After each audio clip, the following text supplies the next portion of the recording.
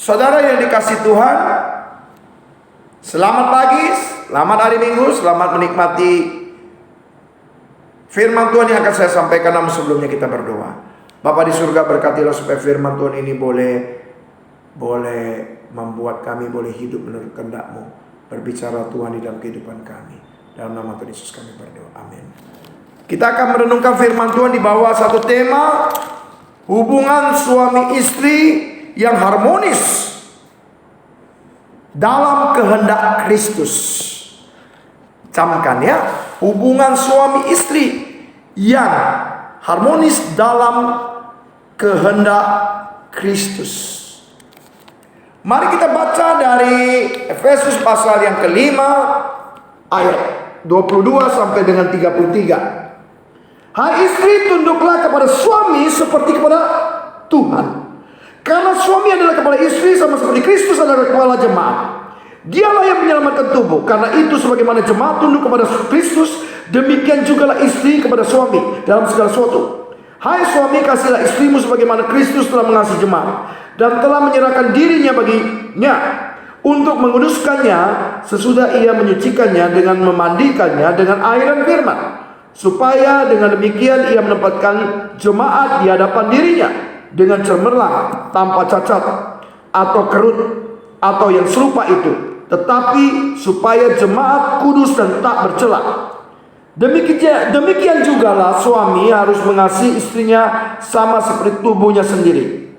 Siapa yang mengasihi istrinya mengasihi dirinya sendiri. Sebab tidak pernah orang membenci tubuhnya sendiri, tetapi mengasuhnya dan merawatinya sama seperti Kristus terhadap jemaat. Karena kita adalah anggota tubuhnya. Sebab itu laki-laki akan meninggalkan ayah ibunya dan bersatu dengan istrinya, sehingga keduanya itu menjadi satu daging. Rahasia ini besar, tetapi aku maksudkan ialah hubungan Kristus dan jemaat. Bagaimanapun juga bagi kamu masing-masing berlaku, kasihlah istrimu seperti dirimu sendiri, dan istri hendaklah menghormati suaminya. Oh saudara, biasanya saudara yang dikasih Tuhan, satu sukacita yang luar biasa bagi pasangan suami istri yang akan diberkati dalam pernikahan. Itu apa? Ketika di gereja diberkati, lalu kemudian resepsi pernikahan, oh semuanya indah. Lalu bulan madu, oh indah sekali. Tapi saudara, keindahan itu suatu saat akan diuji dalam kehidupan nyata. Biasanya 1 bulan 2 bulan itu masa-masa romantis. Tetapi masuk kepada tahun pertama, tahun kedua, muncul gejolak, muncul konflik, muncul masalah. Makanya saudara, kita bisa melihat orang kalau baru pacaran, baru menikah, pegangan tangan kemana-mana, duduk rapat, saudara ya, rapat, saling bergandeng tangan, merangkul. Setelah 10 tahun, 12 tahun, 15 tahun mulai nampak tangan pun tak mau dipegang, yang satu ke kanan, yang satu ke kiri.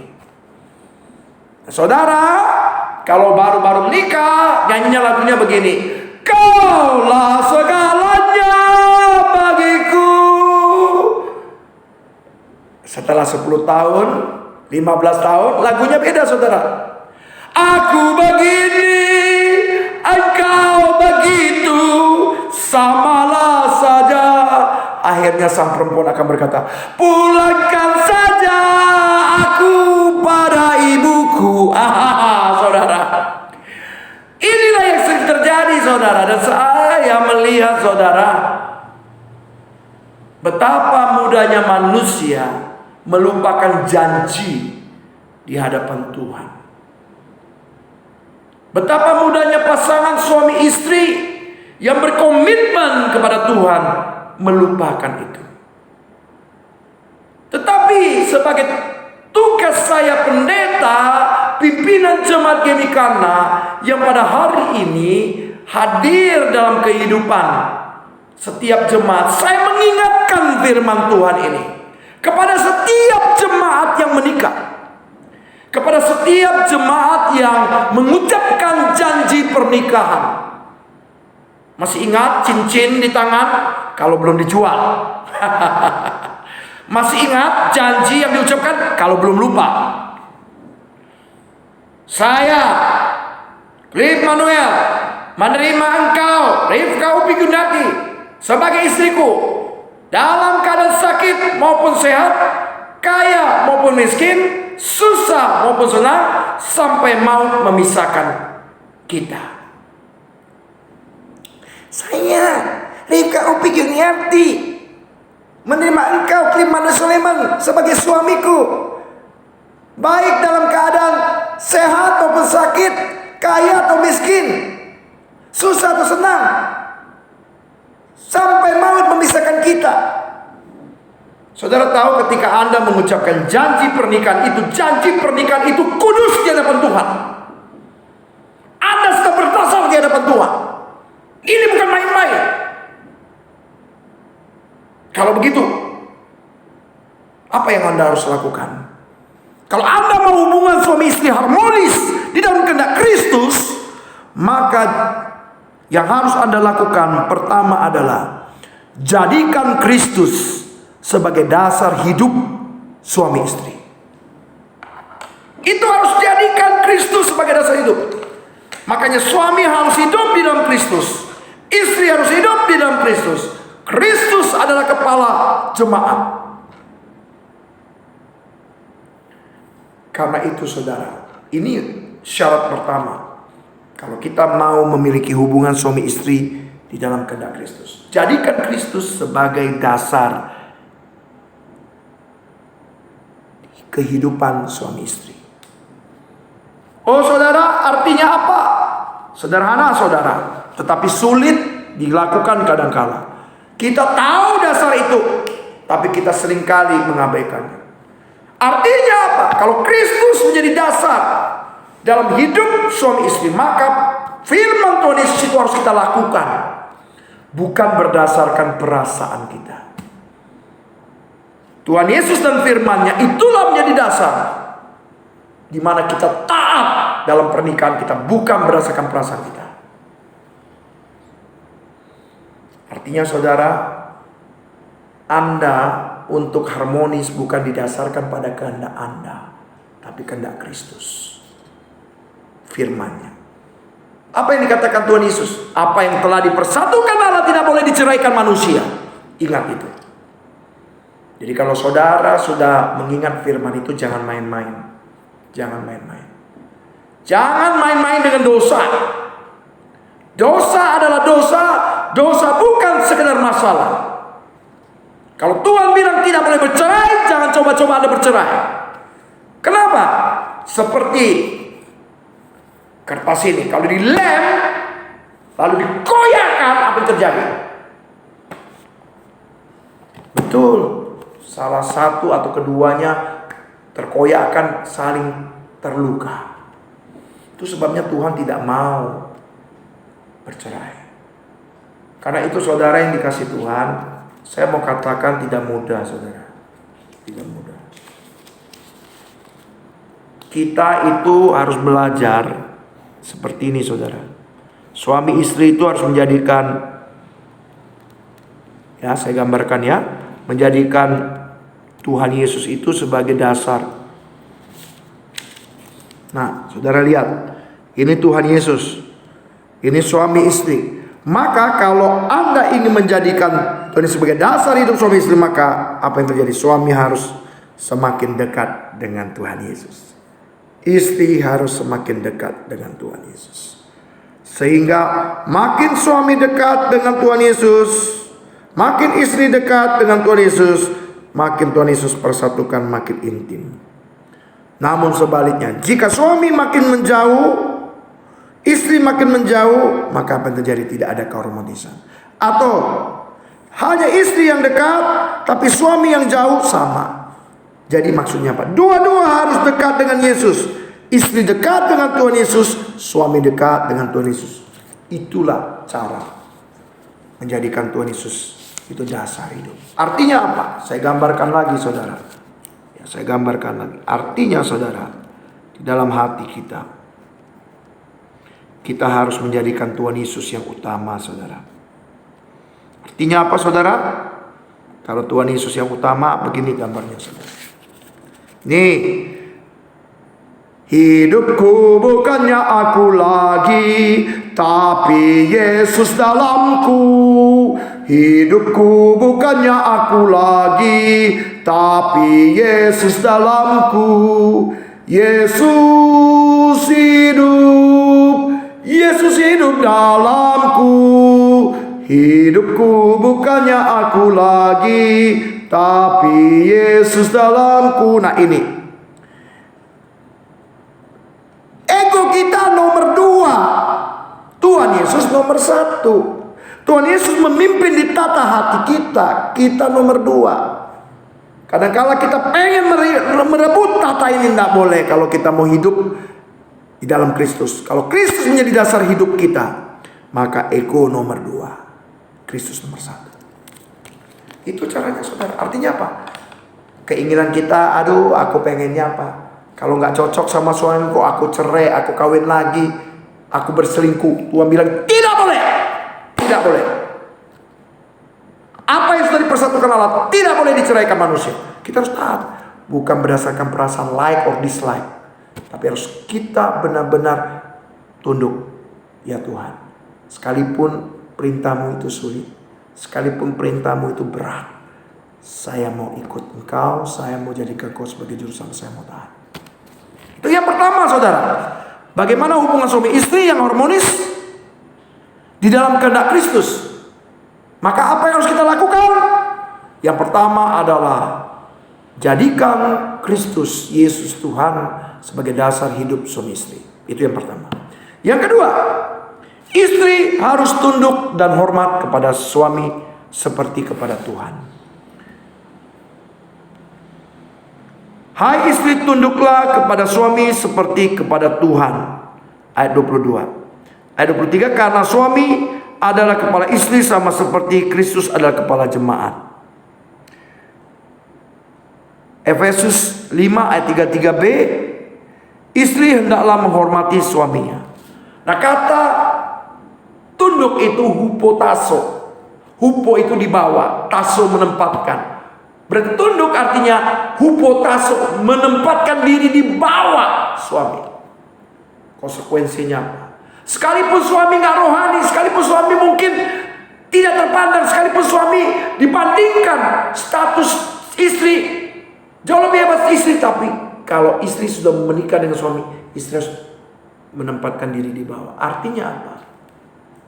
Artinya apa, saudara? Istri itu harus menempatkan diri seperti seorang prajurit yang menempatkan diri di bawah komandannya. Jadi kalau komandannya bilang maju, istri sebagai prajurit itu tidak boleh bilang mundur. Demikian sebaliknya, saudara. Kalau dibilang mundur, jangan maju. Inilah belajar untuk tunduk. Seperti jemaat tunduk kepada Kristus. Jemaat dikasih Kristus, maka jemaat tunduk kepada Kristus. Tanpa ketundukan dan hormat kepada suami, maka tidak mungkin istri tunduk dan hormat kepada Kristus.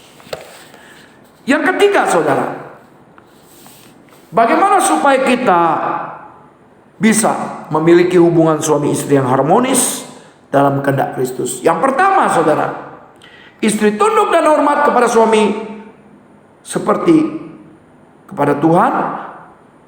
Yang kedua, menjadikan Kristus sebagai dasar hidup suami istri. Dan yang ketiga, saudara, suami mengasihi istri seperti Kristus mengasihi jemaat. Ayat 25. Hai suami, kasihilah istrimu sebagaimana Kristus telah mengasihi jemaat dan telah menyerahkan dirinya baginya. 26. Untuk menguduskannya sesudah ia menyucikannya dengan memandikannya dengan air dan firman. 27. Supaya dengan demikian ia menempatkan jemaat di hadapan dirinya dengan cermelang tanpa cacat atau kerut atau yang serupa itu, tetapi supaya jemaat kudus dan tak bercela.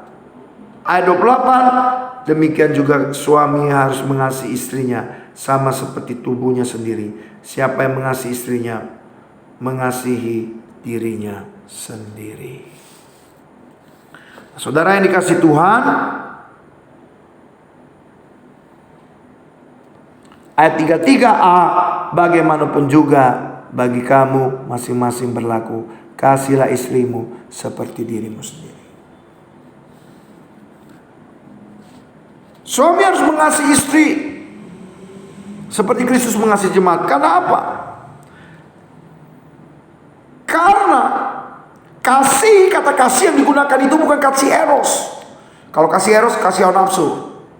Begitu hilang hawa nafsu, tidak mengasihi. Kasih itu juga bukan digunakan dengan kata kasih filea. Kasih filea, kasih bersyarat. Kasih timbal balik. Kau mengasihi aku, maka aku mengasihi kamu. Kalau kau kasih aku ayam goreng, aku kasih kamu tempe. Kalau kamu kasih aku pisang goreng, aku kasih kamu bakwan. Kamu tendang saya tampar kamu. Itu kasih yang timbal balik bersyarat. Tapi kata kasih yang digunakan adalah agapao. Kasih apa? Kasih ilahi. Kasih tanpa syarat. Sebagaimana Kristus mengasihi kita. Berkorban. Sekalipun kita jahat, bandel, najis, Tuhan sudah rela mati untuk menebus dosa kita. Nah, inilah yang Tuhan inginkan. Saudara yang dikasihi Tuhan, bagaimanapun juga saudara, suami harus mengasihi dan kasih begini. Kasih yang begini adalah kasih yang rela berkorban, bukan mengorbankan. Kasih yang seperti ini adalah kasih tanpa syarat, sekalipun walaupun bagaimanapun. Kasih yang seperti ini adalah kasih yang menguduskan. Nah, karena itu saudara yang dikasihi Tuhan, penting kita merenungkan firman Tuhan ini. Mari tanya saudara, apakah kita sudah mempunyai hubungan suami istri yang harmonis dalam kehendak Kristus? Mari cek. Kalau memang kita sudah, pertanyaannya pertama, apakah kita sudah menjadikan Kristus sebagai dasar hidup suami istri? Yang kedua, apakah kita sudah menyadari bahwa sebagai istri kita harus tunduk kepada suami seperti tunduk kepada Kristus? Dan yang ketiga, apakah kita sebagai suami menjadi bahwa kita harus mengasihi istri kita seperti Kristus mengasihi, dan kita mengasihi istri seperti kita mengasihi diri kita sendiri? Tidak ada orang yang tidak mengasihi diri. Kalau kita lapar, kita kasih makan, begitu juga kita harus melakukan istri kita. Kalau kita bau, kotor, kita harus mandi, demikian juga kita harus memperlakukan istri kita demikian. Jangan kita kenyang, istri kita kelaparan. Kita harus menjadikan istri kita itu seperti diri kita sendiri. Itu seperti dua sisi mata uang. Mengasihi tanpa syarat seperti Kristus, itulah kita harus mengasihi istri. Tapi mengasihi istri seperti diri kita sendiri. Saudara, pertanyaan ini harus kita tanya dalam hidup kita, saudara.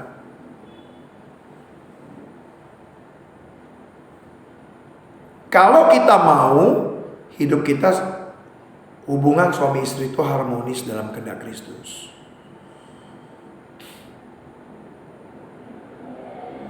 Kalau kita nggak taat, maka ingat, ini perintah. Hari ini kita nggak lakukan, ingat, di meja penghakiman Tuhan kita akan menghadapi tahta pengadilan Dia. Setiap orang akan dibaca kitab buku kehidupan. Siapa yang tidak melakukan firman Tuhan, engkau nggak bisa bohong. Meja penghakiman Tuhan, semuanya akan dihakimi. Karena itu baik suami istri bertobat hari ini kalau sudah dengar firman Tuhan. Hai istri yang suka tidak tunduk tapi tanduk suamimu, yang berpikir untuk selingkuh, bertobat. Tidak ada kata yang lain selain bertobat. Hai suami yang kau sering pukul istrimu, pukul anakmu, bertobat. Tidak ada kata lain. Hai suami istri, kalau hidupmu mengikuti keinginan daging, bukan mengikuti keinginan Kristus, bertobat. Jadikan Kristus sebagai dasar kehidupan suami istri. Jangan engkau ngikuti ego. Jadikan Kristus sebagai pemimpin dalam hidupmu. Kursi di hatimu itu harus Yesus, bukan dirimu. Lagu hidupku bukan aku lagi, tapi Kristus itu harus jadi kenyataan, bukan hanya slogan. Kalau itu Anda lakukan, selamat. Anda akan mengalami hubungan suami istri yang harmonis di dalam kehendak Kristus. Maka Kristus akan memberkati hubungan kalian. Kristus akan menolong hubungan kalian. Kristus akan mengurapi kalian. Kita berdoa. Bapa di surga, terima kasih buat firman Tuhan ini. Biarlah firman Tuhan ini boleh kami renungkan di dalam kehidupan kami. Sehingga kami suami istri boleh hidup menurut apa yang menjadi kehendak Kristus. Kami sadar kalau hubungan harmonis suami istri yang dikehendaki Kristus adalah yang pertama, kami harus menjadikan Kristus sebagai dasar kehidupan suami istri. Yang kedua, sebagai istri, kami harus tunduk dan hormat kepada suami seperti kami tunduk kepada Kristus. Yang ketiga, sebagai suami kami harus mengasihi istri seperti kami mengasihi diri sendiri, dan kami harus meneladani kami mengasihi istri seperti Kristus mengasihi jemaat. Tolong Bapa, urapi supaya kami dapat merenungkan dan melakukan firman ini. Dalam nama Tuhan Yesus kami berdoa. Amin. Shalom. Inilah renungan yang saya sampaikan. Kiranya menjadi berkat buat saudara. Tuhan Yesus berkati.